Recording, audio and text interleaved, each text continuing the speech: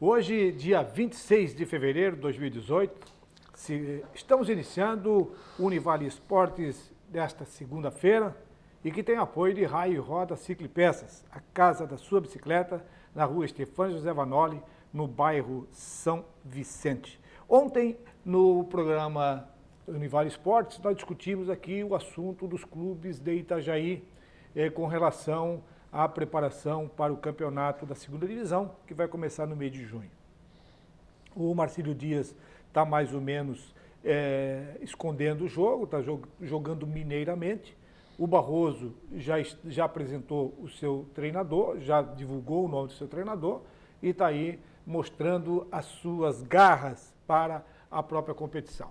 E hoje, para realizar esse programa, fiz o convite ao nosso colega Jânio Flávio de Oliveira, aqui da Rádio Univale e da Rádio Web, e o homem da mídia aí, o homem que está divulgando aí a parte esportiva na mídia de Itajaí e da região.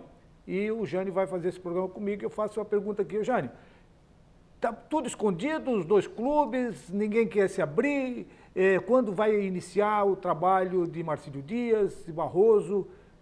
Ontem também aqui o Cacá nos trouxe a informação de que o Marcílio Dias fez um jogo amistoso no Sub-15, Sub-17, lá em Curitiba, contra o Atlético Paranaense. O que você tem de novidade dos dois clubes de Itajaí que vão para a segunda divisão? Boa tarde, Jânio. Boa tarde, Eladio. Boa tarde, amigos de casa. Realmente essa semana aí nós teremos uma movimentação muito grande aqui no futebol de Itajaí. Realmente as categorias de base do Marcílio Dias fizeram um jogo treino contra o Atlético Paranaense no último sábado, lá no CT do Caju, lá em Curitiba, no centro de treinamento do Atlético Paranaense. O Sub-17 acabou perdendo por 7-0 e o Sub-15 perdeu por 5-0. É claro que nesse momento o resultado é o menos importante, né? Eu acho que vale a pena, sim, você fazer esse tipo de jogo contra um time realmente infinitamente superior, até para dar experiência a esses garotos que foram conhecer o centro de treinamento Caju, que para mim é um dos melhores do mundo, conheço muito bem o centro de treinamento Atlético Paranaense. Em relação ao futebol profissional, eu já vinha falando que muita coisa iria acontecer aqui na cidade de Itajaí. O Marcílio Dias vinha protelando aí o anúncio do seu superintendente de futebol e do seu treinador, e aos poucos nós começamos a pesquisar o mercado e através das nossas fontes acabamos descobrindo que o Marco Gama, até então gerente de futebol do Almirante Barroso, estava se desligando do Almirante Barroso e o seu rumo seria o outro lado da avenida, o Marcílio Dias. E se confirmou a saída do Marco Gama no último sábado, né? Conversei com o presidente do Almirante Barroso, o Hudson Moura, e ele me confirmou que a partir de sábado o Marco Gama não era mais funcionário. Estava liberado. Estava liberado do Almirante Barroso. E quando o Marcílio Dias pretende anunciar ou confirmar ou não confirmar, desmentir essa situação do Gama no Marcílio Dias? Eu acho que não passa dessa semana, né, Eladio? Até porque todos os meios de comunicação, nós da imprensa esportiva de Itajaí, eu já no sábado, assim que o Hudson me confirmou a saída dele do Barroso, eu já fiz uma publicação no Facebook e hoje na minha coluna do Diarinho eu confirmei, né? E a minha fonte é super segura, tá? Realmente o Marco Gama está indo para o Marcílio Dias. O Marcílio Dias ganha muito com isso. O Marco Gama é um jovem conhecedor do futebol, um cara visionário, teve uma vida dentro do futebol lá no estado de São Paulo, trabalhou no Taboão da Serra, trabalhou na Bahia também, foi jogador de futebol, conhece muito bem o futebol do interior. Mas, Eugênio, só te interrompendo um pouquinho, é lógico que um diretor de futebol em um time que tem grana, um time que tem estrutura, é uma coisa. Ser diretor de futebol, gerente de futebol, coordenador de futebol, enfim, que tem a responsabilidade da formatação de um elenco para uma competição, depende dos valores que vão ser atribuídos a ele. Quanto você vai ter para gastar com o time de futebol. O Marcílio Dias já tem essa noção? O Marcílio Dias tem sim, já está uma receita praticamente garantida já para o campeonato. Eu estive conversando com o Almir, eu estive lá no Gigantão das Avenidas na sexta-feira. Aliás, o Almir foi muito receptivo comigo, Eladio. Eles estão fazendo uma reforma total, inclusive, nos vestiários. Todos eles vão ter aquelas gavetas individuais, aqueles armários individuais. Inclusive, eles vão colocar o nome, são 24, se não me falha a memória, e eles vão colocar o nome de ex-ídolos do Marcílio Dias. Vão vir desde lá de trás até os últimos anos. Então, os jogadores que chegaram não vai estar o nome deles, vai estar o nome dos ídolos. E o Almir me falou que já estava praticamente tudo acertado, já os patrocinadores para o Campeonato Catarinense. E, obviamente, eu concordo contigo, Eladio, mas, veja bem, depende muito. Às vezes você pode fazer um time barato, mas com um time de qualidade. Depende muito do teu conhecimento. Coisa que não aconteceu com o Tonho Gil. O Tonho Gil, por exemplo, tinha um orçamento, mas escolheu os jogadores errados, tá? Eu sei de times de Santa Catarina que tinham um orçamento menor que o do Marcílio Dias e tinha um jogador de qualidade técnica superior.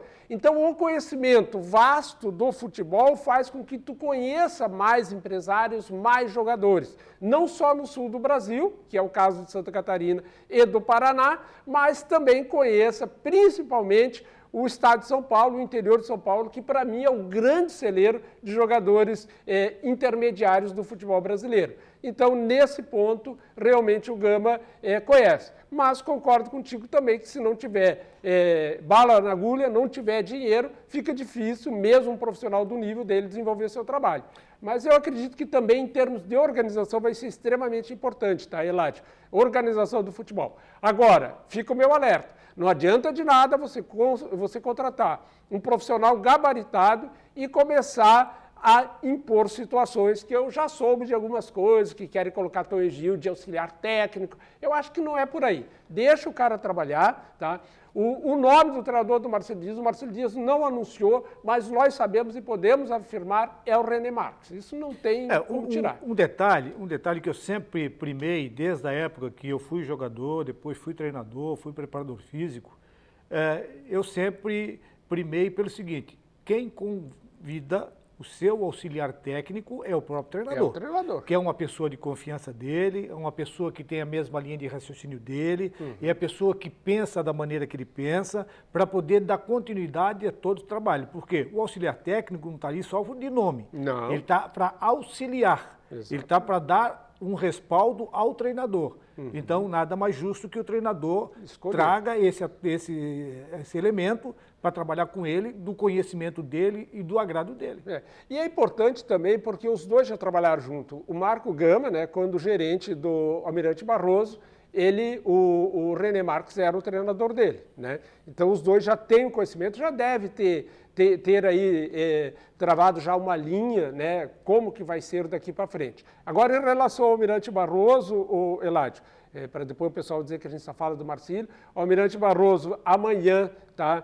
Eles mandaram o release para a imprensa, eu inclusive recebi, amanhã às 16 horas, lá no Camilo Mussi, será a apresentação oficial da comissão técnica, que o treinador é o Aguinaldo Liz, que nós já sabemos quem é, e será apresentado um diretor de futebol do Barroso. O Hudson ainda me falou assim, olha, Jane, eu tinha um gerente, tá? E eu estava aqui sempre, nós tratávamos junto dos negócios. Esse ano é um ano atípico, é um ano político, e o Hudson tem muitos contatos em São Paulo e ele vai precisar permanecer em São Paulo a maioria do tempo desse ano. Então ele está trazendo um diretor da confiança dele que vai responder pelo futebol. Aí, então, que ontem no bate-papo nosso aqui, do domingo, eu conversava com o Kaká e com o Diego, e com o seu Benício também, eu tive uma informação extraoficial de que o Hudson estaria trazendo um novo empresário com ele, alguém que viria dar respaldo ao projeto dele. É essa pessoa? Eu acredito que não é esta pessoa, porque o Hudson me falou, tá, que ele está trazendo um diretor, pode até vir esse empresário junto, mas o diretor de futebol, ele diz que é um cara que tem experiência de mais de 40 anos no futebol e é de Santa Catarina, tá? Tá? Então, ele é gaúcho, mas está no futebol de Santa Catarina há muito tempo. Obviamente que ele, estando ausente daqui, pode vir alguém de São Paulo também, né? Um outro empresário. Tá, né? E também se confirma essa notícia de ontem aqui do nosso bate-papo, de que o Almirante Barroso vai ter um time que vem pronto de São Paulo? Não, essa informação eu não tenho, tá? E em todos os momentos que eu conversei com o Hudson, em momento algum ele citou essa possibilidade. Mas por nós conhecermos o Aguinaldo vai ter que montar todo o grupo.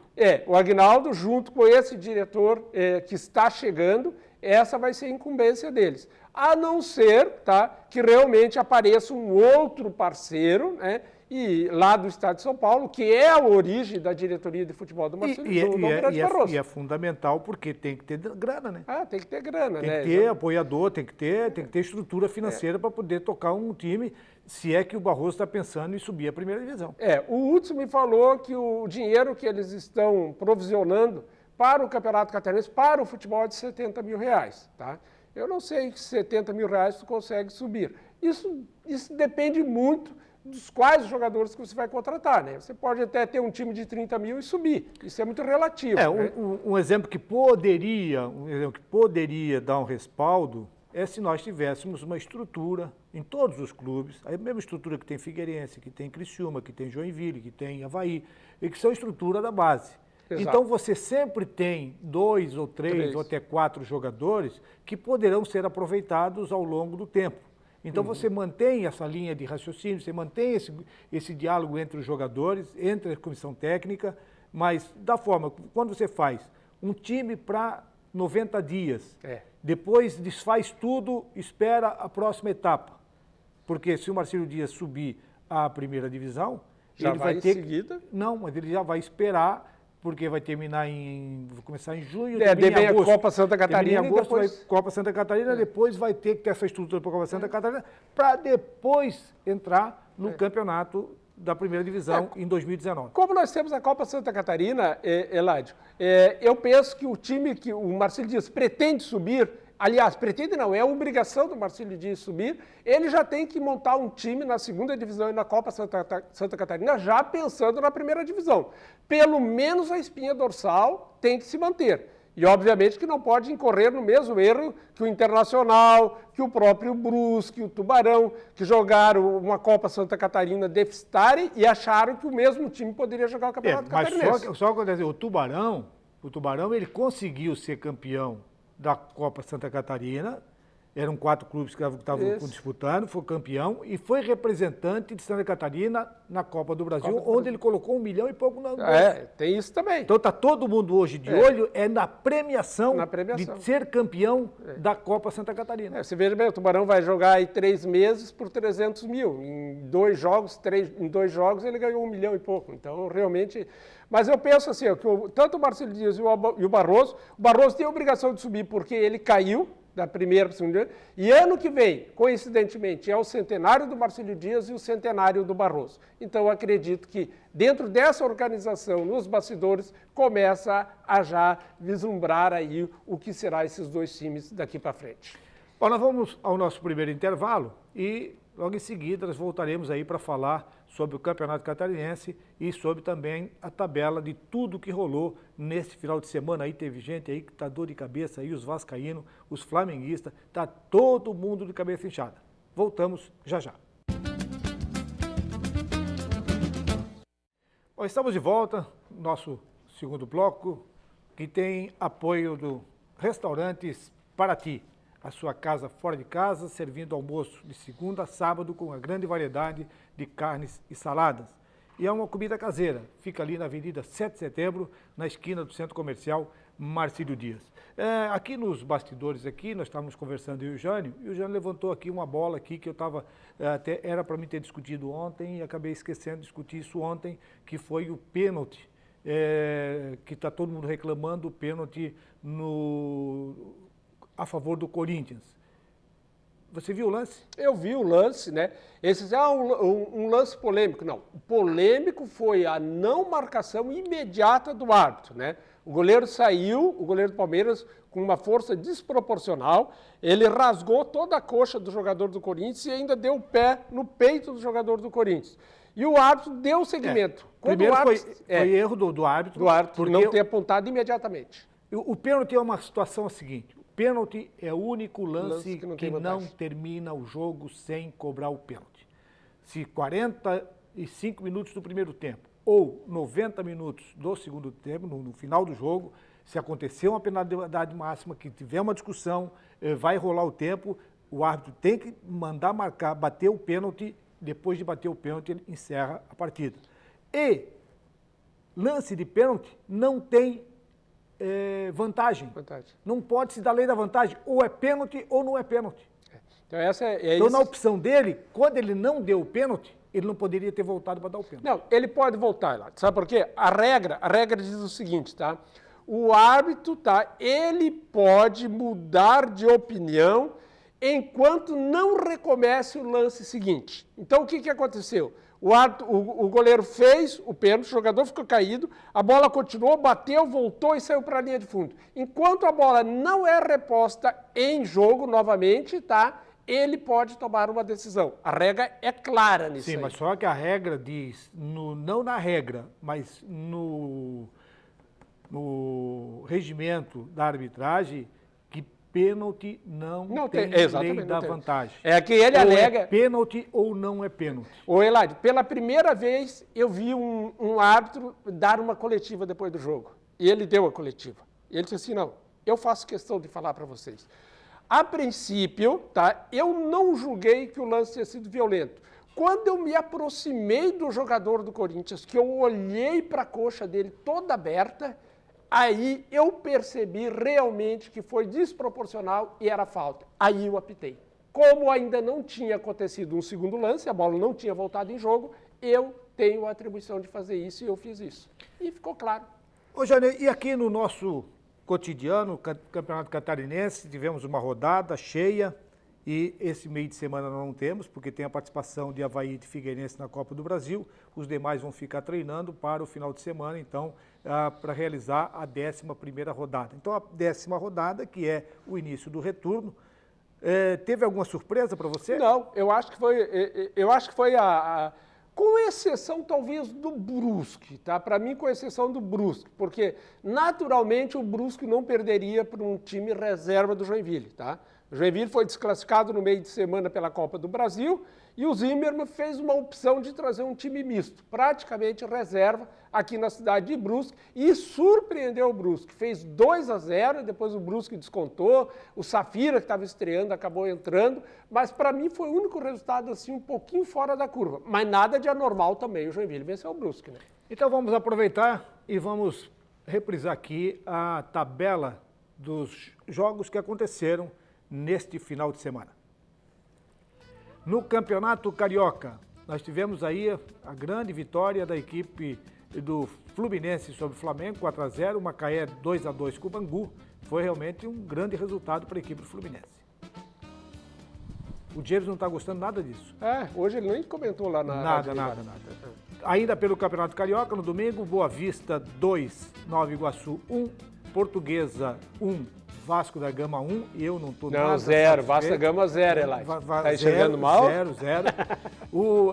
Eu e o Kaká estão sofrendo pra caramba. O Botafogo do seu Benício 1-0, do Betinho também, 1-0 em cima do Cabo Friense. No Campeonato Carioca, hoje, encerrando aí a Taça Rio, a segunda rodada, o Madureira vai enfrentar a equipe do Volta Redonda. No Campeonato Paulista, no sábado, Corinthians 2-0 no Palmeiras. O time do Marlon não aguentou o Corinthians. O Jânio deve estar feliz da vida, que já falou do Corinthians, que vai ser campeão do mundo e tal. Eu falei que, tecnicamente, taticamente, ele deu um baile no Palmeiras. O São Caetano venceu a equipe de São Bento por 1-0. Os jogos de domingo, Bragantino 2, Novo Horizontino 1, São Paulo 0, Ferroviária 0, Santos 2, Santo André 0, Mirassol 1, Ponte Preta 0. No Campeonato Paulista, hoje, terminando aí a 9ª rodada, Ituano vai enfrentar o RB Brasil e o Botafogo vai enfrentar a equipe do Linense. No Campeonato Gaúcho, na sexta-feira, o Caxias foi surpreendido, hein? Pegou o Brasil de Pelotas e não conseguiu sair do 0-0. O Caxias que vinha sendo a sensação do futebol gaúcho. 0 para o Caxias, 0 para a equipe do Brasil de Pelotas. No Gaúcho do sábado, o Grêmio aí voltou a respirar, o Grêmio venceu o Novo Hamburgo por 3-0. No domingo, Internacional se deu mal contra o São Luís, empatou em 0-0.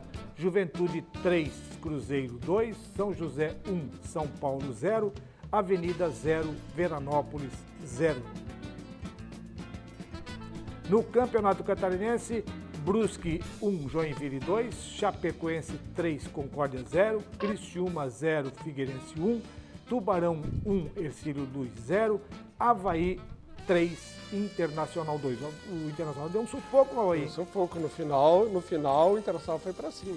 Depois da 10ª rodada sendo elaborada, o Figueirense lidera com 24 pontos, seguido da Chapecoense com 23, o Avaí vem em terceiro com 17, depois vem Joinville com 16 na quarta posição. Tubarão vem na quinta posição com 12, Brusque em sexto com 11, Concórdia em sétimo com 10, Hercílio Luz em oitavo com 10, o Criciúma, numa posição incômoda, está na nona posição com 9 e o Internacional de Lages com 7 pontos é o lanterninha e com grandes possibilidades de rebaixamento. Eu acho quase irreversível a situação do Internacional, principalmente pela tabela, né?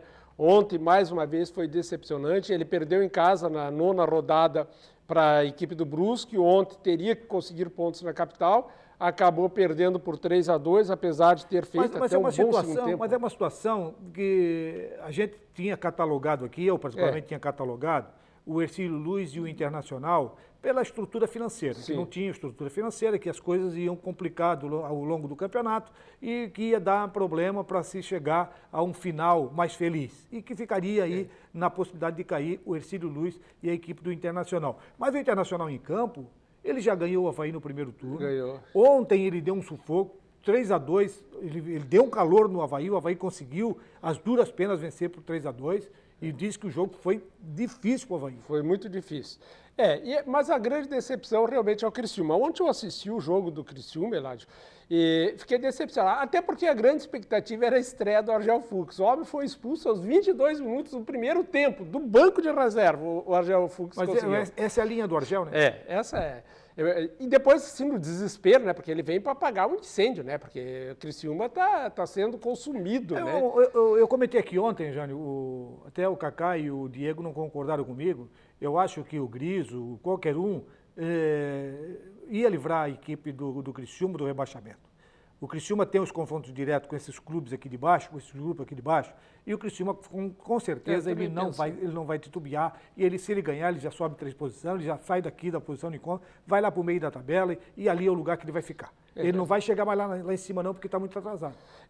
Mas o time é muito incompetente. Aliás, foi um bom jogo no primeiro tempo, quando o Figueirense fez o gol logo no primeiro minuto. Que golaço, hein? Um golaço. E depois o Figueirense só administrou o jogo. Eu sou bem sincero, viu, Eladio? Se o Figueirense saísse para o jogo ontem, ele ganhava com uma margem de 2, 3 gols tranquilamente. Agora, é decepcionante realmente a postura do Criciúma, tá? Achei um jogo muito ruim, novamente, da equipe do Criciúma. A sorte do Criciúma também, todos, com exceção do Tubarão, todos os pequenos perderam. Lá em Chapecó, a Chapecoense deitou e rolou em cima do Concórdia, né?